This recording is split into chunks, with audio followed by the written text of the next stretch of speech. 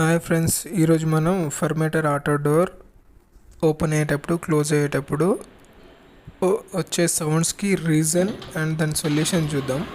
వీడియోలో చూస్తున్నారు కదా, మనకి ఎడ్జ్లో వెళ్ళేది కొట్టేసుకుంటుంది, అంటే స్లోయింగ్ రావట్లేదు. మళ్ళీ చూపిస్తాను చూడండి. ఇప్పుడు డోర్ క్లోజ్ అయింది, క్లోజింగ్ అయితే బాగానే అనిపిస్తుంది. ఓపెన్ అయ్యేటప్పుడు మాత్రం మనకు లాస్ట్లో ఎండింగ్లో స్లోయింగ్ అనేది రావట్లేదు. దీనికి మనకి సైట్లో అయితే కప్లర్ అనేది స్ట్రక్ అయిపోయి ఉండదు.